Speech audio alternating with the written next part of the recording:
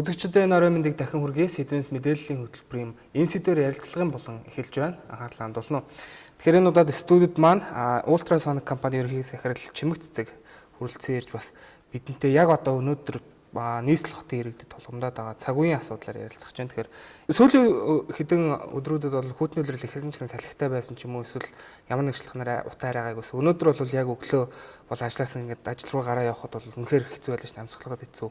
Ерөөсө 50 метрийн цаадал харагдахгүй ийм байдалтай байлаа. Тэгэхээр ер нь энэ утааг арилгах, агарын бүртлийг багасгах чиглэл дээр бол засгийн газраас нөгөө цахилгааны шөнийн цагийн тарифыг тэглэх нэгээрээ дагуулад нөгөө айл өрхүүдийг цахилгаанаар дулаанаа шийдэхийг энэ арга замыг сонгож байгаа. Тэгэхээр энэ яг ямар үр дүнтэй хэрэгжиж байна? Танайх бол бас мэдээж айл өрхүүдийн дулааны шийдэл одоо төхөөрөмжийг нийлүүлдэг ийм компани шүү дээ. За тийм ээ. Өнөөдөр бол яа харахгүй утааны эд үе вэ? Тэр ч тусмаа өнөө өглөө бол одоо өөрийн хэлснээр гамшиг одоо үнэхээр гамшигын байдалтай байна. Бидний энэ одоо сэтгэлийг түшээж байна. За юуны өмнө өнгөрсөн 11 сарын 1-ээс Монгол улсын засгийн газар маань нийт ард иргэддээ нэгэн боломжийг олгосон юм аа. Энэ боломж бол шөнийн тариф буюу 21 цагаас өглөөний 6 цагийн хооронд илүүдэд эдэг эрчим хүчийг ашиглаж гэрээ халаацгаа гэдэг үүднээс тэр цагийн одоо шөнийн тарифыг хуучин 50% хөнгөлөлттэй байдаг гэсэн. Одоо бол тэг болгож өгсөн. За манай нийт ард иргэд энэ л одоо боломжийг ашиглаж шөнийн цагт ялангуяа гэрээ цахилгаанаар халаах ёстой. За энэ боломжийг олгосон энэ одоо том юг бид нар алдах ёсгүй. За өнөөдөр энэ мэдээж та сая асуулаа үр дүн байна уу гэж тий. Айлч засгийн газар за ер нь айлч одоо яам тамгийн агентлаг тий одоо төрөөс гарсан энэ шийдвэр дүрм журмыг тодорхой хугацааны дараагаар шалгуурыг үзэж яадаг, үр дүнгийг хянаж яадаг ийм тогтолцоо байдаг. Өнөөдөр бид нар даруй энэ шөнийн терапиг тэглээд сар гаруй хугацаа өнгөрч байна. За ингээд 9 эхлэх гэж байна. Энэ цаг үед үр дүнгийг ингээ хараад үзэхэд одоо энийг ашиглаж байгаа хэрэглээ тун цөөхөн байна. Нөгөө талаасаа энэ ч өнгөрсөн жил бас яг ийм арга хэмжээ авсан шүү дээ. Тэгээ өнгөрсөн жилийн бид нар одоо энэ диспетчерийн үндэсний төвийн судалгааг аваад ингээ үзэж танилцж яхад эрчим хүчний өсөлт ерөөсөө байгаагүй. Жишээ нь одоо манайх энэ технологийн импортлогч компани байна. Цахилгаан хэрэгслүүдийг худалдаж авсан уу гэвэл ерөөсөө аваагүй. Ийм үр дүн байсан. Тэгвэл энэ жил одоо сар ингээд өнгөрсөн сарын одоо хугацаа өнгөрчөөд байхад шийдвэр гарснаас хойш дахиад нөгөө байдал маань давтагдах гэдэг. Энд юу хэлхийг хүсэж байгаа нэхээр ард иргэд нийтээрээ цахилгаан хэрэгсэл одоо авч тэр шөнийн одоо 100% хөнгөлж өгж байгаа тэглээд өгсөн энэ шөнийн илүүдэл эрчим хүчийг ашиглах тухай ойлголтгүй байгаад байна. Тэгвэл одоо бид нар энэ ч дараагийн арга хэмжээ авахгүй бол өнгөрсөн жилийнхтэй яг адилхан ямар ч үр дүнгүй нөгөө утаа маань оршин байсаар биднийг одоо өчнөө эрүүл мэндээр хохироосоор ийм л байдалтай байх нь гэд одоо сэтгэл зовниулж байна. Тэгэхээр сая яг хэллээ ш нөгөө энэ өгсөн боломжийг яаж ашиглахаа хүмүүс мэдэхгүй байна. Тэгэхээр гэр ороолын айл өрхүүд бол дулаанаа ямар байдлаар шийдэх юм бэ гэдэг. Ихэнх нь бол нөгөө л нэг хятадын одоо нэг тэн авч тавьдаг. Тэр нь ингээд нөгөө гэрийнхаа одоо талбай хэмжээнд хүрдгүү ч гэдэг юм уу. За эсвэл зарим нь байшинд амьдардаг, гэрт амьдардаг хоёр айлууд бол тусдаа өөр байдаг гэдгийг мэдэхгүйгээр ижлэхэн тэн авч тавиад зөөн халахгүй байна ч гэдэг юм уу. Тэр яг энэ дээр та мэдээлэл өгөөч яг дулаан алдагдлыг бууруулах ч гэдэг юм уу. За эсвэл тэр байшин гэрийнхаа нөхцөлд илүү таарсан яг ямар төхөөрөмжүүд их хүмүүс бас авч хэрэглэж байна. За ер нь бол Монгол улс манай улсад бол сүүлийн бараг 20 жил утааны асуудлыг яригдж байна. Энэ хооронд судалгаа, шинжилгээ, дүгнэлт, анализ асар олноор нь хийсэн. Олон улсын байгууллагч энд оролцсон. Одоо бол яг бодиттойгоор үр дүн гаргахын тулд бодит ажлуудыг хийх цаг нь болсон байна. Тухайлах юм бол энэ өнөөдөр айл болгон хэрэглээний зээлтэй байна. Тэ машина одоо юу гэдгийг тэр гар утас хүүхдийн сургалтын төлбөр гэрчлэн бүх л одоо хэрэглээгээ зээлэр одоо зээлийн одоо тогтолцоон дээр суурилсан санхүүжилтээр явагдаж штэ. Тэгвэл энэ давхар дээр нь одоо энэ технологийн зээл аваад энэ халаалтаа шийдээд бохироо шийдээд ингэдэг айлын цагт бол байхгүй байна. Тийм учраас төрийн оролцоо зайлшгүй чухал байна. Оролцохдоо төр маань ямар оролцоотой байх вэ гэдэг зэрэг энэ цэвэр агаарын сан, тий? Агаарын бохирдлын эсрэг сан, хөрсний бохирдлын эсрэг сантай хурдан болмоор байна. Энэ сангаасаа ард иргэддээ хүүгүй зээлийг хурдан өгөөд тий? Нөгөө тал дээр урамшууллын бодлогоо хурдан хэрэгжүүлээд бас хоригдсон хуулиа хурдан гаргаж энийг мөрдөж ажиллахгүй бол энэ утаа одоо хэдэн жилдээ шусдахгүй. Тийм болохтэй зэрэг хэрэглээний зээлээс үл хамаарсан одоо банкар дамжих бол банкуд маань өндөр зээлтэй ийм байгаа учраас зээлийн хүндэр байгаа учраас тэгээд дээр нь давхар зээлтэй байгаа учраас нийт иргэд масс ард иргэд бол энийг хүртэж чадахгүй байна. Тийм учраас одоо төрийн зохицуулт юун дээр төлөрөх ёстой юм бэ гэвэл ерөөсөө цэвэр агаар сан, агарын бохирдлын эсрэг сан, хөрсний бохирдлын эсрэг сантай бай. Сан дээрээ тодорхой хөрөнгө байршуул. Тэр байршуулсан сангаасаа нийт ард иргэдээ хүүгээ зээл өгөөч. Урт хугацааны. Германд яг ийм сан байдаг. Хөрсний бохирдлын сан байдаг. Хүсэх юм бол тэр сангаас хүмүүс зээлээр аваад одоо тэр гэрийг хаагаадаа тий хөрсөнд тусаж бохир морж болохгүй энэ шийдэл технологиг авсан байдаг. Тэгээ хууль нь Герман улсад өөрөө хатуу нэрэн байна. Тийм болохоор одоо байшин өрх гэр бариад тусгаарлаж гарч байгаа энэ айл иргэд одоо залуус ингээд бүгднийх нь толгойд ерөөсөө л энэ юм хамгийн түрүүн энэ дэд үтсийн инженерингийн шийдэл дээрээ хамгийн сайн технологиг нь аваад тавьсан байх ёстой гэсэн ойлголт гүнзгий суулсан байдаг. Бидэнд бол ийм ойлголт байхгүй байна. Ер нь эцэст нь хэлэхэд нагаар хөрсний бохирдлоос гарахын тулд одоо сэтгэлгээгээ өөрчлөхгүй бол тийм ээ энэ хоёр бохирдлоос гарч чадахгүй. Сэтгэлгээ гэдэгт маань одоо иргэдийн оролцоо иргэн бүр өөрөө хариуцлагатай байж хэдий бид нэр эрх хэдэлж байгаа ч гэсэн үүргээ хүлээжтэй энэ агаарын бохирдлын одоо гаргадаггүй шийдэл технологи нь хаана вэ нүү хөрсний бохирдлыг гаргадаггүй одоо сайн шийдэл технологи нь хаана вэ гэдгийг өөрсдөө хайж ирж олоод тэрийгэ тэр хоёр хүүг олгож байгаа сангаасаа одоо худалдаж аваад тэгээд ингээ хэрэгжүүлээд явах юм бол Улаанбаатар хот ногоон болоход ойрхон байна л да.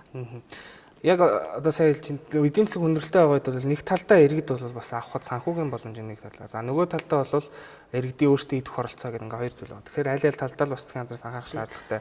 За одоо сая бол ерөнхийдөө гэр хорооллын дулааны талаар ярьсан бол энэ дулаан алдагдал за дулааны шийдлийг бол нийслэлээс авч үзэхдээ орон сууцн дээр ч гэсэн бас ярьж байгаа. За дээрэс нь яг одоо нөгөө нэг төрийн өмчийн сургууль цэцэрлэгч гэдэг юм алтан байгууллагуудын дулааныг бас давхар шийдэхгүй бол тэд нар чинь бас нөгөө зарим нь бол төвийн шугамд холбогдоогүй болвол нөгөө жижиг дэд станц нөгөө бас л уурын зухаар халдаг байгаа шүү дээ. Тэгэхээр гэр хорооллоос бусад одоо энэ орон сууцны дулааны шийдлүүд юу нэг ямар байх хэвээр юм бэ? Өнөөдөр ер нь монголчууд тэрийг хэр анхаарч авч үздэг юм бол? Өнөөдөр дэлхийн хүн төрөлхтөн бүгдээрээ нийтээрээ асар хурдцтай технологийн 90 зуунд амьдарч байна. Энэ цаг үед энэ халаалтын хэрэгцээний халуун усны бохирын шийдэл технологийн хөгжил бол бүр одоо юу гэдгийг нэлээд өндөр түвшинд ирсэн байна. Бид үүнээс одоо маш их хоцорж явж байна. Энэ хоцролтыг л одоо хурдан товчлох хэрэгтэй байна. Товчлохын тулд таны сая ярьсанчлан тэр уурын зоохны их үүсвэр толгойг те энэ сэргээг төршин хүчээр газрын гүний дулаанаар агаарын дулаанаар гихчлэн энэ хит пампуудаар шийдэх боломж дүүрэн байна. Ингээд эрэхтэй зэрэг ер нь энэ цагт бид нэр одоо хөгжлийг товчлоод сэргийг төршин хүчээр шууд шийдэх цаг нь ирсэн байна. Гэтэл энэ хүрэн технологиос салаагүй байгаа сэтгэлгээтэй улсуудад сэргийг төршин хүчийг ойлгуулна гэдэг бол хугацааны хувьд болоогүй байна. Тийм учраас энэ түрүү ярьсанчлан иргэд нийтээрээ сэтгэлгээгээ өөрчилсгөө. Тэ? Сэтгэлгээгээ өөрчлөөд энэ одоо хамгийн сүүлийн үед гарсан ашигт үеийн коэффициент өндөртэй, байгаль орчин дээлтэй, эрчим хүчийг хэмнэдэг энэ л одоо ногоон гэсэн тодорхойлолтой технологи шийдлүүдийг хүртэж нийтээрээ энэ хоёр бохирдлоос ангижирна. За бас нэг юм төр одоо энэ олон жилийн туршид асар их хөрөнгө мөнгө зарцуулсан хэрнээ энэ хоёр агаар хөрсний бохирдол одоо оршин байна гэдэг бол өөр нэг юм хэлж байна. Энэ бол одоо төрөөс хүсээгүй, сонирхоогүй, тэгээ хямд үнэтэй одоо юу гэдэг чанаргүй тийм тий бүтээгдэхүүнийг ард иргэдтэй халамж гэдэг юмар тий тараадга зогсоогооч. Үнгүүд тараадга зогсоогооч. Энэ ч одоо бас нэг талаас маш том гажуудлыг үүсгэж байна тий. Тийм ч үднээс өнөөдөр бол одоо манай нийт энэ гэр хорооллын ард иргэд бол магадгүй нэг хотын дарга бидэнд хизээ нэгэн цагт бас нэг ийм халамжийн тий одоо нэг ийм утаагаа буюу ч юм уу нэг тийм шийдэл технологи одоо 100 ч юм уу хөх та гэсэн юм хүлээлтийн байдал үүссэн байгаа байхгүй тий. Тэгээ энэс л одоо ангижирмаар байна. Тэгээ бүгдээрээ сэтгэлийг өөрчлөе. За таны сая асуусан асуулт бол төвлөрсөн систем дээр ямар үт юм бэ гэж асууж байна тий. Энэ цагт төвийн систем холбогдсон одоо нийт айл өрхүүдэд бас нэг том хүндрэл байдаг. Энэ бол одоо орон байр нь халдаг асуудал тий. Халахгүй тэгсэн ирнэ байрны мөнгийг одоо маш өндөр төлж гинэ гэсэн гомдол хаасаагүй илбэг байна. За үүнээс гарах гарц гаргалаа бол ерөөсөө л айл болгон дулааны тоолоор ашиглах явдал. Ер нь эрчим хүчийг хэмнэнэ гэдэг өөрөө хэрэглээгийн хянахыг хэлдэг. Хэрэглээгийн хянахын тулд эрчим хүчний хэмжих хэрэгсэл буюу цахилгааны тоолоор дулааны тоолоорыг айл болгон ашиглах ёстой. Өнөөдөр аж ахуйн нэгж албан газрууд дулааны тоолоорыг ашиглаж байна. За цахилгааны тоолоорын ойлголт бол дийлэнхтэй одоо биелэлээ олсон айл болгон албан газар ашигладаг. Дулааны тоолоорыг айл болгон ашиглах тухай ойлголт бол Монголд одоо цаа шин буюу ямар ч ойлголтгүй байгаад. Тэгвэл энэ цагаас эхлээд нийтээрээ энэ чинь 1995 оны засгийн газрын 5 сарын 10-ны өдрийн 67 дугаар тогтоол байдаг. Монгол улсад бүх хэрэглэгч нар уур ус дулаанаа, цахилгаанаа тоолороор тооцож явъя гэсэн. Тэгвэл энэ хуулиа биелүүлээд дээр нь хэмжлийн нэгдмэл байдлыг хангах тухай хуулийн 19-р зүй заасан байдаг. Энэ Монгол улсад загвар нь батлагдсан хэмжих хэрэгслүүдээр хангаш байгууллагууд нь тооцоо хийх үүрэгтэй гэсэн ийм чиг үүргийг тодорхойлсон хууль дүрм журам тогтоолууд зөндөө байдаг. Энийг л хаана хэрэгжүүлж ажиллах юм бол энэ төвийн дулаанд холбогдсон тэгээд дараа сууж яадаг, өндөр үн төлж яадаг энэ одоо айл өрхүүдийн гомдол маргаан эцэс болох юм аа. За тэгэхээр агаарын бохирдлыг бууруулах, за гэрийнхаа энэ дулааныг шийдэх технологиуд нь яг ямар байх вэ гэдгийг бас иргэд мэдэхгүй байгаа. Тэгээ энэ дээр яг ямар төрлийн тоног төхөөрөмжүүдээр шийдэх хэрэгтэй нэг айл болгоны онцлог байгаа шүү дээ. Энэ дээр мэдээлэл өгөх үү. За өнөөдөр Ультрасон компани 16 дахь жилдээ холбооны бүгд найрамдах Герман улсаас хамгийн сүүлийн үеийн эрчимч нэмэлттэй, байгаль орчин дээлтэй шилдэг технологиудыг импортлоод нийтийн хүртэл болгох гэж ажиллаж байна. За яг энэ цагт шөнийн терапиг тэглэж өгсөн энэ одоо сайхан боломжн дээр суурилсан одоо нэг тийм онцгой халаалт байна. Энэ халаалт бол өөрөө шүн дулаан хадгалагч гэдэг нэртэй халаалтын шийдэл байгаа. Энийний өөрийнх нь ажилладаг зарчим шөнийн 21 цагаас өглөөний 06 цагийн хооронд тэр илүүдэл энергийг ашиглаж өөрөө аккумуляц хийн. Тэгээ хурааж нөөцлж авсан дулааныг маргааш өдрийн туршид ялгаруулдаг учраас энэ маань бүхэл төрлийн шийдэл халаагруудаас одоо нэн онцлогтой ийм халаалтын шийдэл байгаа.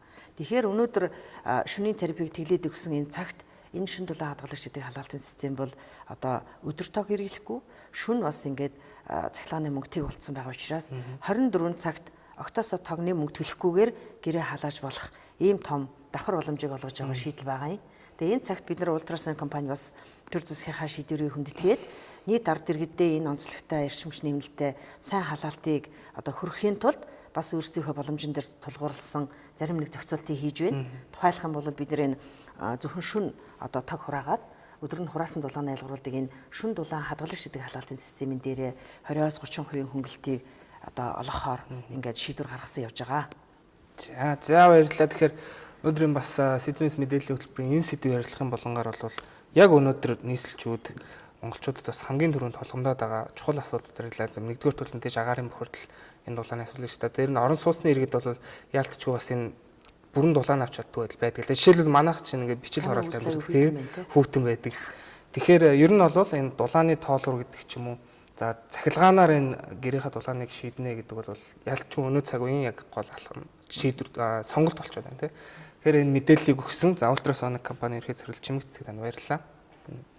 Мэдээллийн хөтөлбөр та бүхэнд үргэлжлэн өргөх болно.